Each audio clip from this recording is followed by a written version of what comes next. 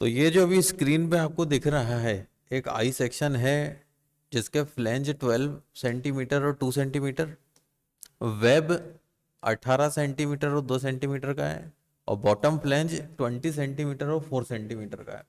ये क्वेश्चन आया था पहले पेपर में, है ना, अभी अपन ने देखा भी था पेपर में।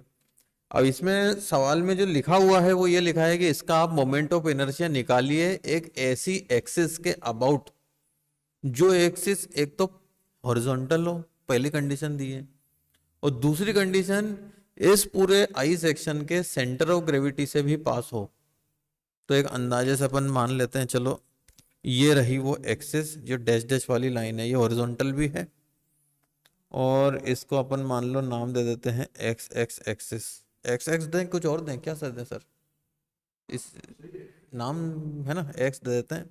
और मान लो ये एक्सिस का ये जो जो दूरियां हैं वो कुछ इस प्रकार से हैं, ऊपर से और नीचे से, कि इसका अगर सेंटर ऑफ ग्रेविटी ये पॉइंट पे आ रही है तो वो इस पॉइंट से ही ये एक्सिस पास हो रही है। अब आपको ये नहीं पता सेंटर ऑफ ग्रेविटी क्या है ना, तो आगे बढ़ते हैं, नए पन्ने पे जाना पड़ेगा।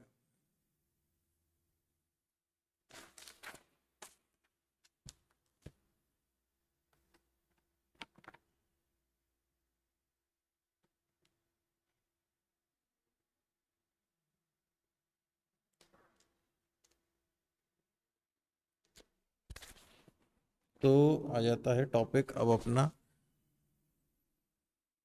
सेंटर की स्पेलिंग सही है,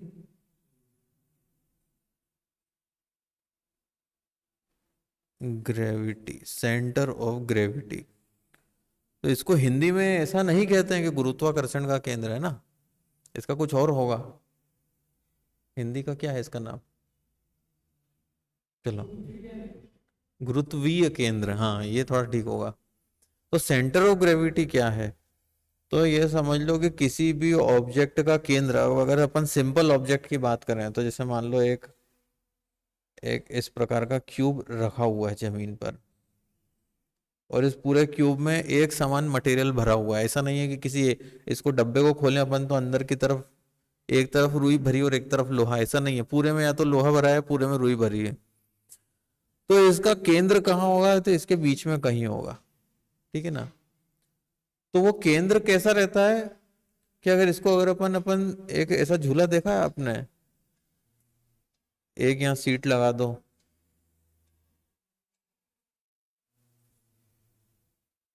एक यहाँ सीट लगा दो, है,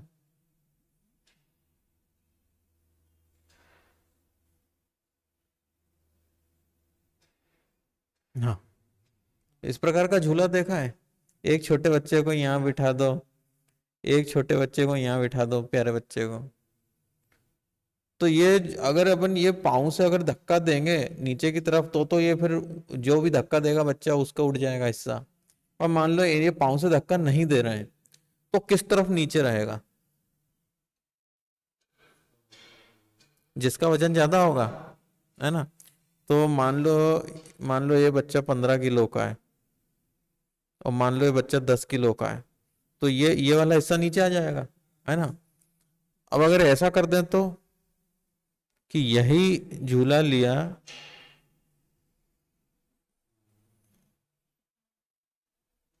तो इसमें ये जो सीट यहाँ पे लगाई थी उसकी वजह अपन ने सीट यहाँ लगा दी, और इसकी सीट यहाँ लगा दी, एक बच्चे को यहाँ बिठाया, एक बच्चे को यहाँ बिठाया, इसका वजन अभी भी 15 किलो ही है, इसका 10 किलो है। अब कौन सा हिस्सा नीचे जाएगा, 10 वाला, अब ये हिस्सा नीचे जाएगा, बिल्कुल सही। इसका कारण बता सकते हो, ये अनुभव किया आप सबने, इस मतलब ये कैसे पता लगा आपको कि 10 वाला ही नीचे जाएगा, कुछ आपने फॉर्मूला कैलकुलेशन तो किया नहीं, पर एकदम सही बता दिया। मतलब ऐसी क्या भावनाएं आई आपके अंदर जो आपने सही बता दिया, ये पूछना था मुझे। बताया एकदम सही है, शर्माओ मत। कई बार क्या होता है अपने को साइंस नहीं भी पता हो तो भी अपन सही जवाब दे सकते हैं।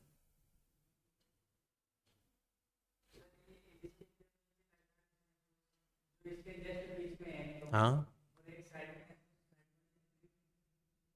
हाँ। अच्छा अगर ये, अच्छा ये सीट मान लो इधर ना लगाते हैं और यहाँ कहीं लगाते हैं और यहाँ पे इस बच्चे को बिठाते हैं तो क्या होगा?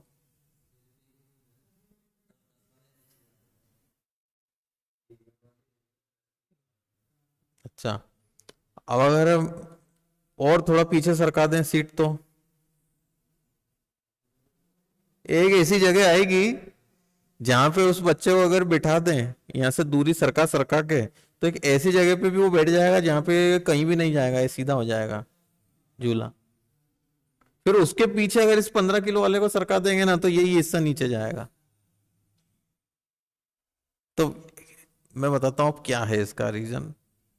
अपन क्या करो, डंडे पे है, एक बच्चा यहाँ बैठा है, एक बच्चा यहाँ बैठा है, इसका सीजी निकाल लो किधर है ना। मान लो इसको, इस झूले को ऐसे सटा के रखा हुआ है, अगर इसका सीजी इस सेंटर के राइट हैंड साइड की तरफ आता है तो ये झूला सीधे हाथ का तरफ का नीचे हिस्सा गिर जाएगा। और अगर ये दोनों को ऐसे बिठाया है, मान लो इसको पीछे सरका दिया और इनका सीजी अगर इस तरफ आ रहा है, थोड़ा सा भी इस तरफ, तो ये वाला हिस्सा नीचे गिर जाएगा। तो सीजी क्या होता है? जैसे मान लो ये है एक एरोप्लेन, ऊपर से देख रहे हैं अपन एरोप्लेन को,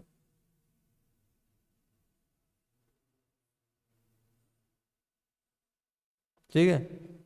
अब ये एरोप्लेन हवा में उड़ रहा है, तो मान लो एरोप्लेन खराब हो गया। एरोप्लेन में ऐसा सिस्टम रहता है, यहाँ पे टेल रहती है, यहाँ पे टेल रहती है, उसका एंगल चेंज करते हैं तो पीछे का हिस्सा नीचे या ऊपर हो जाता है।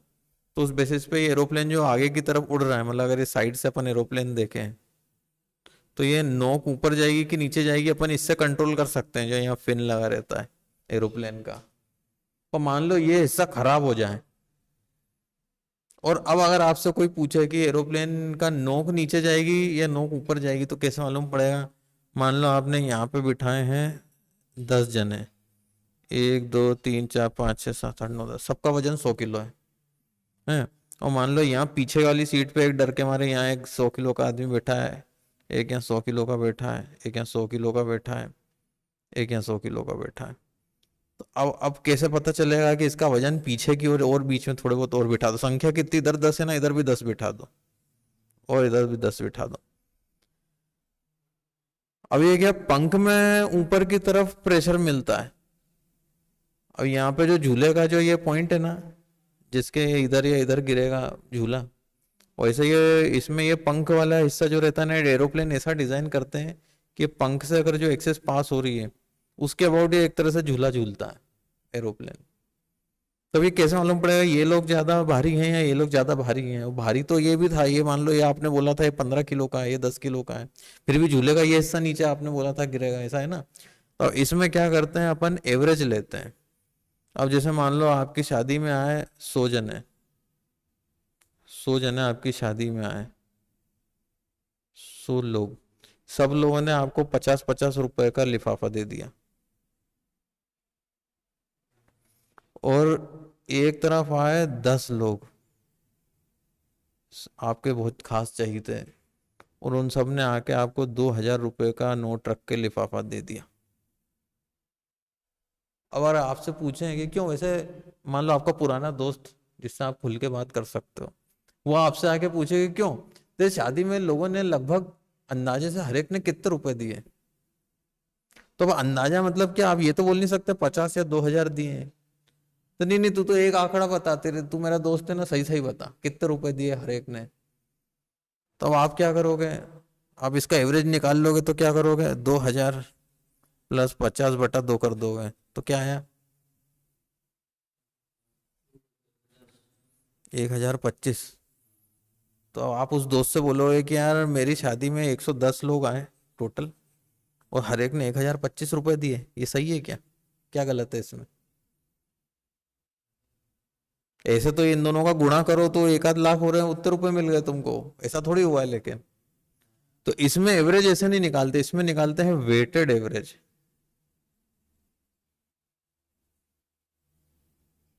वेटेड एवरेज में क्या करते हैं, 50 रुपए कितने लोगों ने दिए, तो 100 का गुणा कर दो। 2000 रुपए कितने लोगों ने दिए, इसका भी गुणा कर दो। बटे में टोटल कितने लोग आए शादी में, उसका भाग दे दो। समझ रहे हो? अब ये जो रुपए है ना, ये है मान लो मास, ये भी है मास, और ये जो लोग हैं ये है मान लो दूरी, मान लो है। अब इधर देखो, यहाँ आपने 10 जने बिठाए, कितने हो गए, 10 रहने देते हैं अभी, चलो कर ही देते हैं 10। 1 2 3 4 5 6 7 8 9 10, यहाँ आपने 10 जने बिठा दिए, और इधर आपने बिठाए 10 जने। 1 2 3 4 5 6 7 8 9 10, मान लो है ये 10। हर एक का वजन कितना है, हर एक का वजन कितना, 100 किलो। तो यहाँ कितने जने बैठे हैं, हाँ 10 इंटू 100 कितना हो गया, 1000 किलो, है ना। यहाँ पे कितने जने बैठे हैं, यहाँ भी 100 किलो बैठे हैं, तो 100 किलो इंटू 10, 1000 किलो। तो टोटल इसका, जैसे अगर अपन एक एरिया की बात करें, तो एरिया इसका क्या है, कुल वजन, तो वो कितना है, 1000। इसका भी कुल एरिया कितना है, मान लो 1000, है ना। अब दूरी की बात करें, तो इसका सेंटर कहाँ है, इस रेक्टेंगल का सेंटर यहाँ है, तो ये दूरी ले लो। इसमें क्या, इसमें भी लोग हैं, इसमें भी लोग हैं, तो कंफ्यूजन, मैंने गलत एग्जांपल ले लिया, इसमें लोगों की जगह कुछ और लेना था। चलो खैर, तो एक है ये दूरी 1 D1, एक है इसका सेंटर यहाँ से कितनी दूर है, तो इसको मान लो D2 है। अब ये कुर्सियों की कितनी दूरी है, मान लो ये 2-2 फीट की एक कुर्सी, 3-3 फीट की मान लेते हैं, 1-1 मीटर की एक कुर्सी मान लेते हैं, है ना। तो ये कुल 10 मीटर है। इधर भी ये 10 मीटर है, लेकिन ये कितना है, 1 मीटर। तो इसका सीजी का इस पॉइंट से दूरी कितनी आएगी, आधा मीटर। तो D2 कितना हो गया, 0.5 मीटर। D1 कितना हो जाएगा, 5 मीटर, 10 का आधा। तो अब अपन को कुछ ऐसा करना है कि अगर ये x बार या सीजी की दूरी कितनी है ये निकालना है, तो सीजी की दूरी इस बिंदु से मिल जाएगी अगर अपन D1 मल्टीप्लाई बाय इससे संबंधित का एरिया मल्टीप्लाई करते हैं, जो अभी अपन ने मान लो 1000 निकाल दिया था। डायरेक्ट लिख देते हैं, 5 इंटू 1000 प्लस, अभी जगह नहीं तो नीचे प्लस करके लिख रहा हूँ, प्लस यहाँ पे कितना, 0.5 इंटू 1000, है ना। इसके पूरे के भाग में टोटल एरिया, डिस्टेंस नहीं, टोटल एरिया। तो इसका टोटल एरिया 1000, इसका भी टोटल एरिया 1000, तो 2000। तो इससे अपन को निकल आएगा। अभी इसको ज्यादा दिमाग नहीं लगाना, अब इसको डायरेक्ट जो अपन ने क्वेश्चन सॉल्व करना है अपन को, उस पर ध्यान देते हैं। अपन कैसा क्वेश्चन था, एक तो ये है 12 मल्टीप्लाई बाय 2 का, इसका एरिया कितना आएगा, 24। ये सब सेंटीमीटर में था, हाँ। तो कितना, मीटर स्क्वायर, है ना, सही है ना, शाबाश। कितना, सेंटीमीटर स्क्वायर। फिर ये कितना है, ये है 18, और ये है मान लो 2, मान लो क्या दिया हुआ है, तो ये है मान लो A2, ये कितना आएगा, 36 किलोमीटर स्क्वायर, सेंटीमीटर स्क्वायर। फिर नीचे वाला 20 था, तो थोड़ा बड़ा बना देते हैं, हाँ 20 और 4 तो डबल मोटा बना देते हैं, हाँ। तो ये है 4, ये है 20 सेंटीमीटर। तो A3 कितना आ गया, हाँ 80 सेंटीमीटर स्क्वायर। अब हमेशा ये याद रखो कि आपको कुछ भी पूछा जाए तो यूनिट के साथ बोलना है। आपका वजन कितना, आपने कहा 1 लाख, तो 1 लाख ग्राम है तो सही भी तो हो सकता है, तो ग्राम भी बोलना जरूरी है ना। 1 लाख ग्राम 100 किलो, ठीक है ना। तो अब ये A1 A2 A3 मिल गए, अब इनके साथ साथ आपको निकालना है x1 x2 x3। अब अपन x का यूज करेंगे।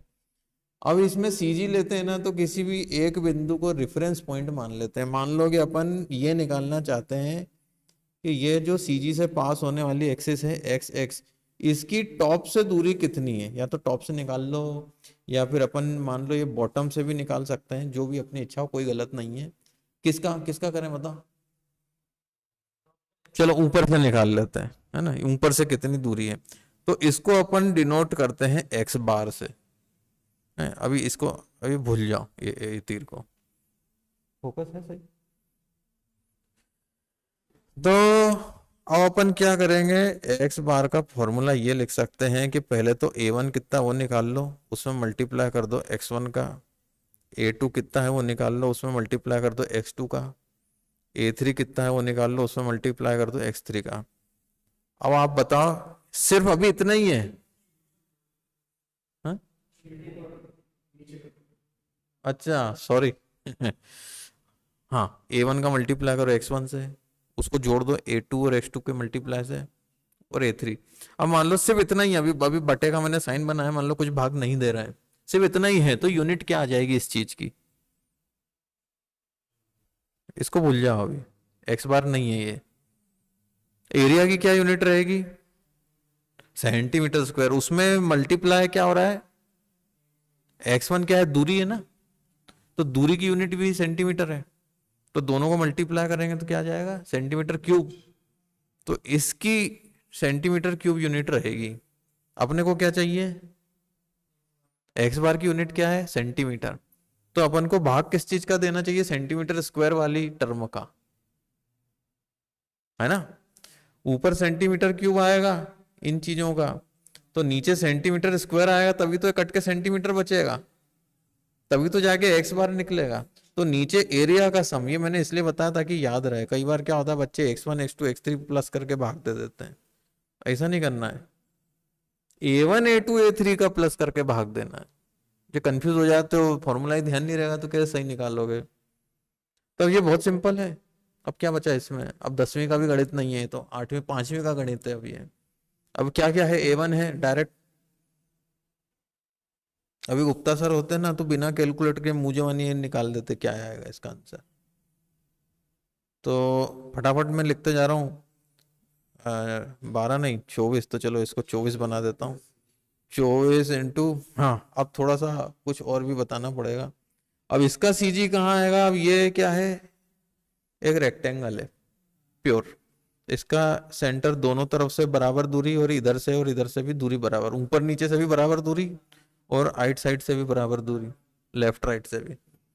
तो इसकी अपन को x1 चाहिए, तो वो x1 है ये।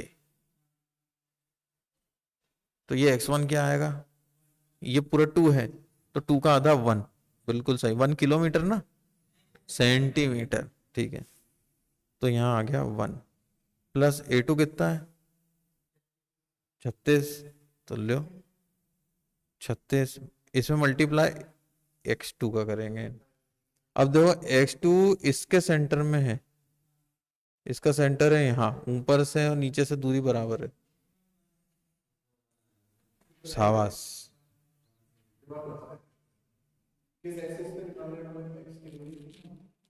अपन हर चीज की अपना रेफरेंस, रेफरेंस कहाँ है, ये टॉप वाला लाइन रेफरेंस है।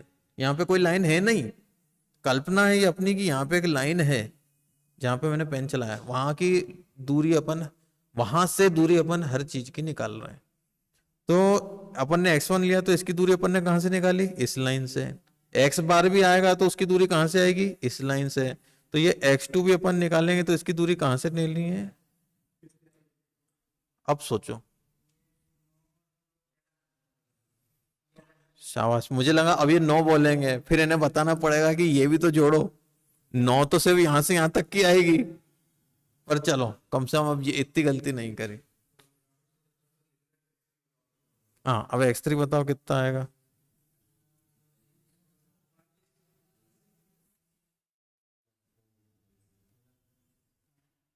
यहाँ है, तो डैश डैश वाली लाइन ऐसे ही बना रहे हैं अपन। x3।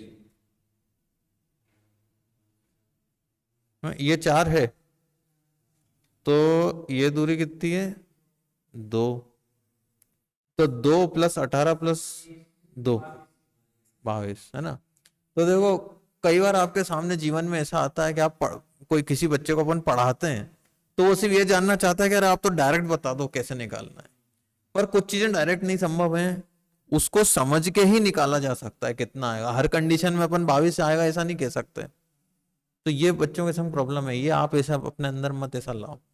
कुछ चीजों को समझ के ही सॉल्व किया जा सकता है, जैसे ये है दूरी निकालना ना। इस चीज का कोई डायरेक्ट फॉर्मूला नहीं है, वो डायग्राम कैसा है उसके ऊपर निर्भर करता है कि कितनी दूरी आएगी। भाग किस चीज का दे दें? x1 x2 x3 को जोड़ के भाग दे दूं? a1 a2 और a3 को जोड़ के भाग देना है, x1 x2 x3 को नहीं देना है। a1 है 24, 36, 80। कितना आएगा? अब सब लोग कैलकुलेट करो, मैं वीडियो पॉज कर देता हूं।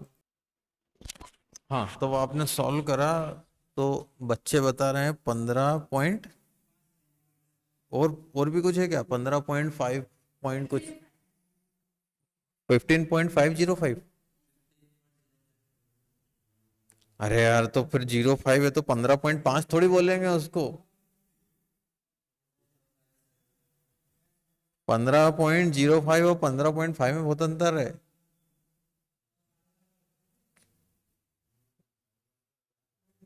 है ना? 15.05 सेंटीमीटर। अभी मैं मान के चल रहा हूँ ये सब सही करा है, ये ब्रैकेट लगाए कैलकुलेटर में कि नहीं है? ये ब्रैकेट नहीं लगाओ तो गलत आएगा आंसर। तो अभी क्या मिला अपने को? चलो अब इधर ध्यान दो, अभी x बार मिल गया, इसका मतलब क्या मिल गया? ये दूरी अपने को मिल गई। ये कितनी है? 15.05 सेंटीमीटर। तो क्या आप ये बता सकते हो ये दूरी कितनी होगी?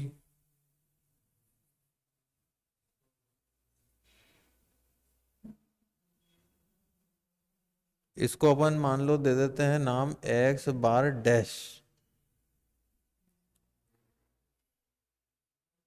टोटल में से माइनस कर दो, तो कितना आएगा?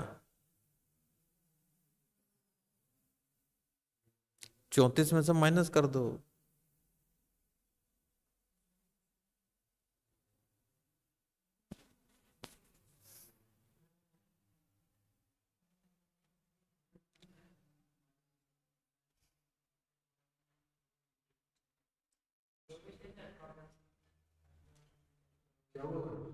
अरे इनने गलत कैलकुलेट कर दिया, मैं वीडियो पॉज करता हूँ। ओके, तो ये गलती है कि 9 जो इसमें लिखा है x2, वो आएगा 11। 9 तो सिर्फ यहां से यहां तक की दूरी आएगी, इसको 2 को जोड़ना है यहाँ गलती से, तो इसको काट के यहाँ 11 लिख दिया। तो ये आंसर नहीं आएगा। फिर से सॉल्व करके बताओ जल्दी सब लोग।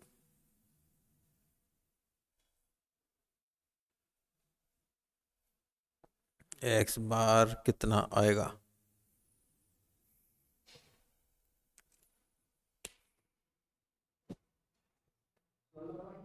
तो आप क्या देख रहे हो? आप भी सॉल्व करो।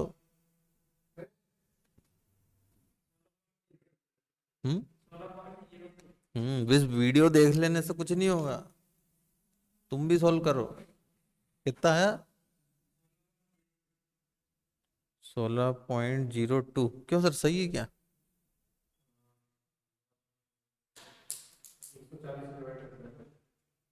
हम्म ठीक है। हाँ?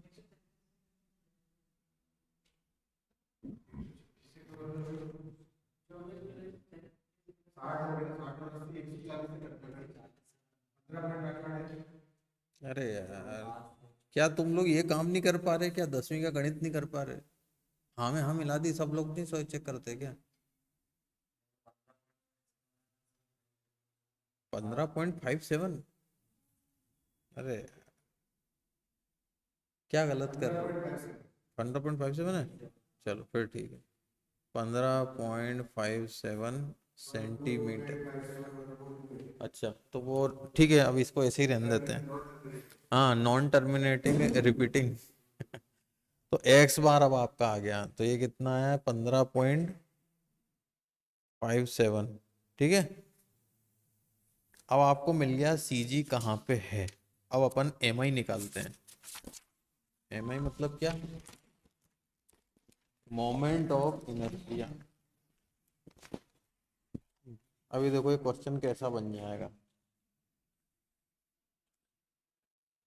ये पहला एरिया, ये दूसरा एरिया, और ये तीसरा एरिया। किस एक्सिस के अबाउट निकालना है अपन को, इस एक्सिस के अबाउट निकालना है। इस एक्सिस की पहचान क्या है, एक तो ये एक्सिस हॉरिजॉन्टल होना चाहिए, सवाल में लिखा था। दूसरा ये सीजी से पास होना चाहिए, तो इसकी अपन को दूरी क्या मिली, 15.57 सेंटीमीटर। ठीक है, बाकी के डायमेंशन ये रहा है।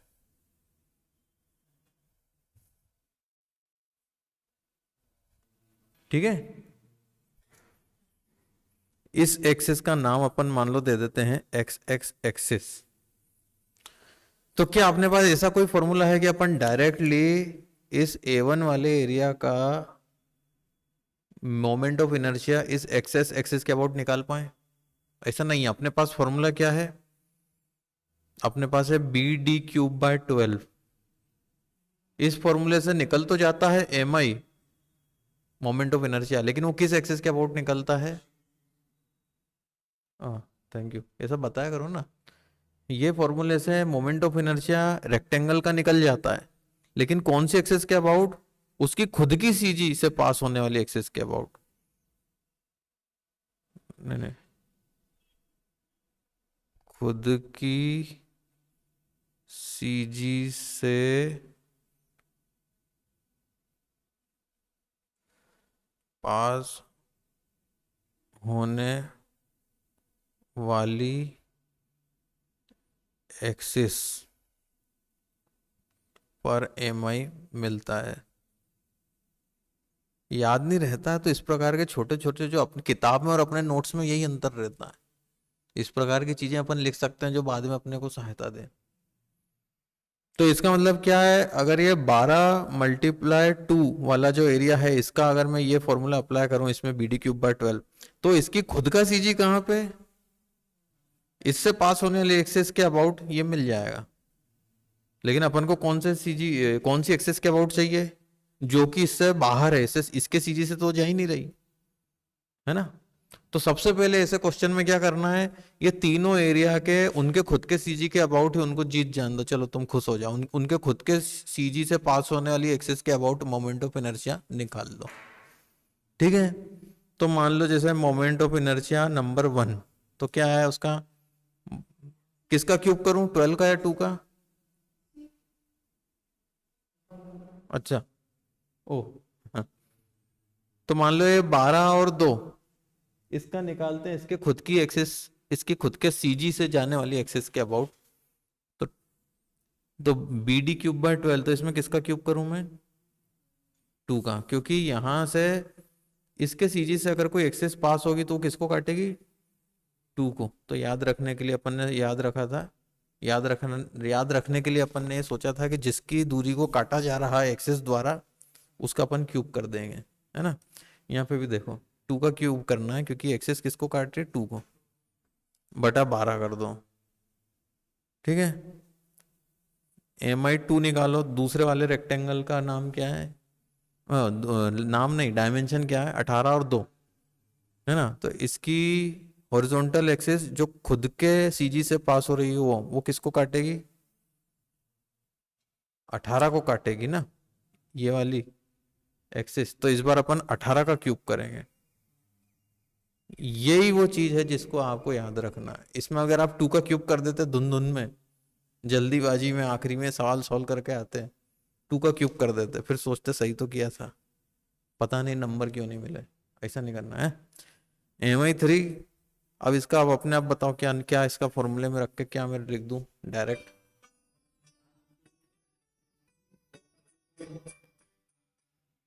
हाँ,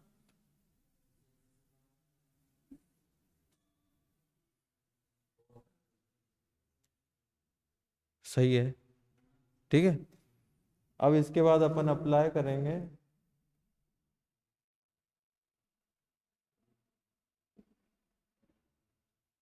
ये लीवर डायग्राम बन गया इसका, एक कंपोनेंट को छोड़ के रब कर। तो ये तीनों ही एरिया के उनके खुद के सीजी के अबाउट आपको क्या मिल गए, मोमेंट ऑफ इनर्शिया। अब अपन को क्या करना है, इन सबको ट्रांसफॉर्म करना है। एक थ्योरम है पैरेलल एक्सिस थ्योरम, उसको अप्लाई करेंगे।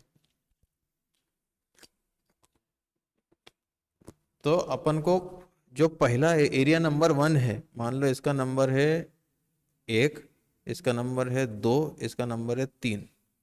तो रेक्टेंगल 1 का मोमेंट ऑफ इनर्शिया इस एक्सिस के अबाउट अगर अपन को चाहिए, तो खुद की एक्सिस के अबाउट जो भी मोमेंट ऑफ इनर्शिया आया वो उसमें अपन जोड़ देंगे इन दोनों एक्सिस के बीच की दूरी का स्क्वायर और इस एरिया को मल्टीप्लाई कर देंगे। मैं बताता हूं, देखो कैसे। अगर एम एक्स एक्स निकालना है तो पहले तो एम आई वन ये आया था, दिख रहा है ना, प्लस एरिया 1 मल्टीप्लाई बाय ये एरिया, इसको मैं कह रहा हूं ए वन। ये कितना आएगा, इसकी कुल दूरी कितनी है 15.57, और ये गैप कितना आएगा, ये 2 का आधा 1, तो 1 घटा दो, तो ए1 कितना हो गया 14.57, है ना। अब एम एक्स एक्स अपन को किसका निकालना है, उस इस पूरे सेक्शन का निकालना है। इसको क्या बोलते हैं अपन, सेक्शन। इसमें 3 एरिया है इस सेक्शन में।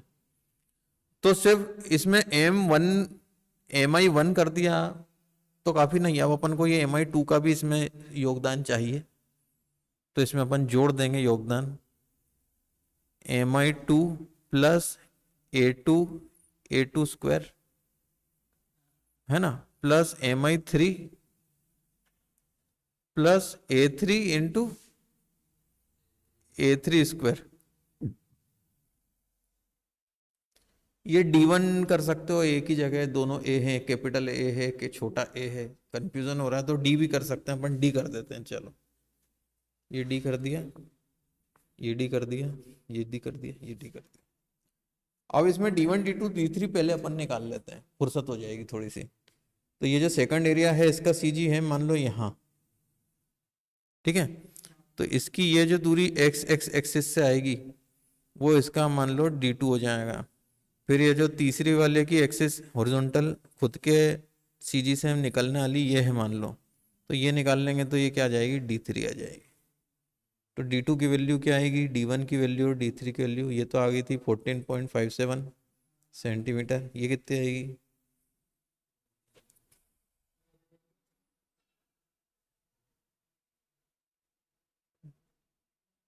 D2 में मैं कैसे मिलेगा, यहाँ देखो इधर गुचुड़ पुचुड़ ज़्यादा हो रहा है ना। ये टॉप से दूरी कितनी है आपको मिल गई थी ये, है ना। इसमें आपको इस ये वाली दूरी घटानी है? ये अपनी x2 थी,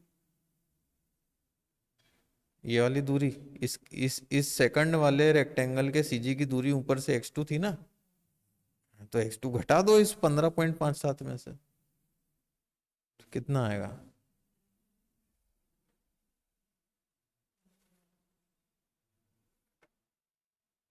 कितना आएगा,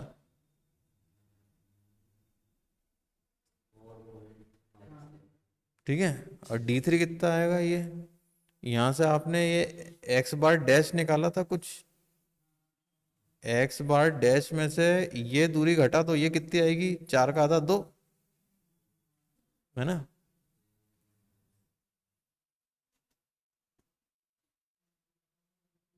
या x बार नहीं भी कैलकुलेट किया है तो आप ऐसा कर लो, देखो D3 कैसे निकालो, ऊपर से घटाते चलो।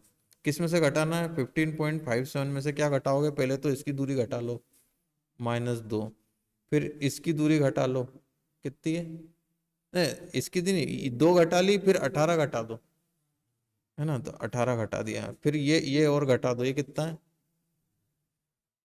नहीं नहीं ये तो आधा है ना, 4 का आधा 2 है ना। हाँ तो कितना आ जाएगा, ये निकालो, ऐसे देखते रहोगे टुकुर टुकुर तो कैसे निकाल पाओगे? या तो दिमाग में तुम कैलकुलेट कर रहे हो तो निहारते रहो बोर्ड को, और नहीं तो हाथ चलाओ, दिमाग चलाओ, पेन उठाओ कागज पे।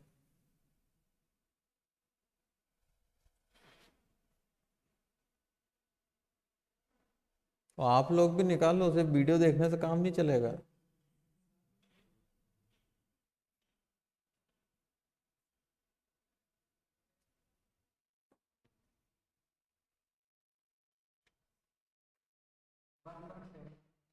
1.7 आया इसका, गलत आ ही नहीं सकता, इसका नेगेटिव आंसर आएगा।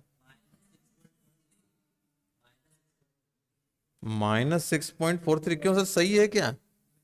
अरे तो कर रहे हैं, क्या कर रहे हैं? अच्छा, तो -6.43। अब मैं क्या, या तो मैं भी कैलकुलेट करूं ये सब, अभी कंप्यूटर पे वीडियो रिकॉर्डिंग है तो मैं कैसे कैलकुलेटर यूज करूं? चलो देख लो सही किया है कि नहीं, मैं थोड़ा अंदाजा लगाता हूँ। 22 में से 6, चलो ठीक ही है, ठीक है ठीक है। तो ये माइनस में आंसर आया है। ये माइनस साइन असल में डायरेक्शन को दिखा रहा है। इस माइनस साइन का मतलब ये है कि अब ये जो सी जी है ये इस एक्स एक्स बार के इस पार है, आपने बॉर्डर क्रॉस कर ली, तो कोई दिक्कत नहीं। इसका वैसे भी D3 का यहाँ स्क्वायर हो जाएगा ना फॉर्मूले में, तो माइनस हो और प्लस हो तो कोई फर्क नहीं पड़ेगा, तो टेंशन नहीं है। अब अपन रखते जाते हैं इसमें सब। क्या निकालना है अपने को? M(x)(x), MI1 कितना आया था, फॉर्मूला क्या है? 12 × 2³/12 प्लस एरिया कितना है 24 × D1 कितना आया था 14.57 स्क्वायर। ये D1 था ना, देखो ये भूलो मत यार। फिर MI2 कितना लिखा है?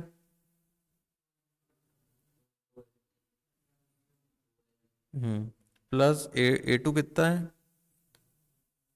36 मल्टीप्लाई D2 कितना आया D2। मैं इसलिए व्हाइट बोर्ड पर नहीं पढ़ा रहा हूँ, नहीं तो पिछला वाला मिट जाएगा जो लिखा है, इसलिए कॉपी पेन लाना पड़ता है। 4.57 का स्क्वायर। फिर MI3 कितना लिखा है 20 × 4³/12 प्लस 80 सेंटीमीटर स्क्वायर एरिया 20 × 4, और D3 अभी आया -6.43। तो माइनस चाहे लिख दो चाहे मत लिखो, वैसे भी इसको स्क्वायर हो रहा है। इसको आप सॉल्व करोगे अच्छे से बिना गलती किए तो आपको क्या मिल जाएगा? इस सेक्शन का इसके CG से पास होने वाली हॉरिजॉन्टल एक्सिस के अबाउट मोमेंट ऑफ इनर्शिया निकालो, इसको क्या आएगा?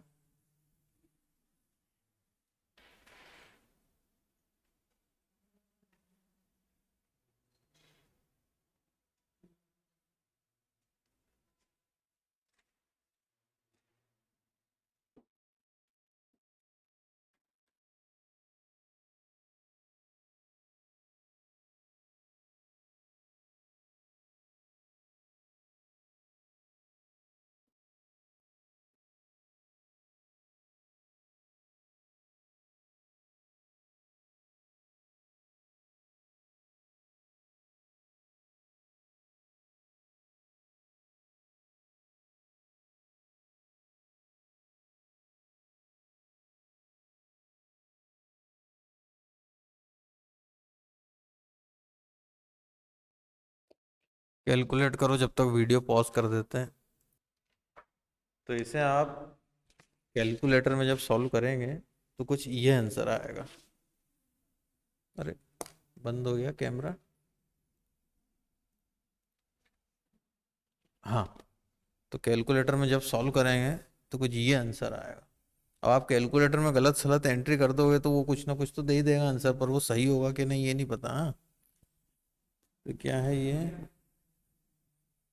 10367.615 पे ले जाके छोड़ देता हूँ मैं, सेंटीमीटर की पावर 4। ये इसका आंसर आएगा। ये क्या है? मोमेंट ऑफ इनर्शिया इस आई सेक्शन का किसके अबाउट, किसी एक्सिस के अबाउट जो हॉरिजॉन्टल भी है और passing through CG of section भी है। तो एक तरह से इस सवाल में दो सवाल छुपे हुए हैं, पहले तो सीजी निकालो और दूसरा उस सीजी से पास होने वाली एक्सिस के अबाउट मोमेंट ऑफ इनर्शिया निकालो। कोई आपसे पूछे कि मोमेंट ऑफ इनर्शिया ही केवल निकालो, कौन सी एक्सिस के अबाउट ये नहीं बताया है, तो वो सवाल गलत है। कोई सी भी एक्सिस के अबाउट निकाल दोगे तो अलग अलग आंसर आते जाएंगे। हो सकता है तुषार कोई और एक्सिस के अबाउट निकाल दे, हो सकता है राधा किसी और एक्सिस के अबाउट निकाल दे, तो फिर तो अलग अलग आंसर आता जाएगा। तो मोमेंट ऑफ इनर्शिया कौन सी एक्सिस के अबाउट निकालना है ये भी बताना जरूरी है, और आपको भी ये लिखना जरूरी है कि ये मोमेंट ऑफ इनर्शिया मैंने कौन से एक्सिस के अबाउट निकाला, इसलिए इस प्रकार से लिख दिया है। अब अगर अपन ये ऐसे लिख देंगे तो ये सही है। सिर्फ इसमें अपन सिर्फ एम करके लिख दें और क्या है ये बताएं नहीं तो इसे पता नहीं चलेगा। तो ठीक है, अब इसी से संबंधित अगला सवाल आपको होमवर्क के लिए दे रहे हैं, वो करके रखना है आपको, और उसके बाद अपन क्लास खत्म कर देंगे। देखो हर साल इस प्रकार के सवाल आते हैं, मैं बताता हूं। ये जो अभी अपन ने सवाल किया था ये कौन से सन में आया था, ये 2017 में आया था ये सवाल, छठे का सी पार्ट था वो। अब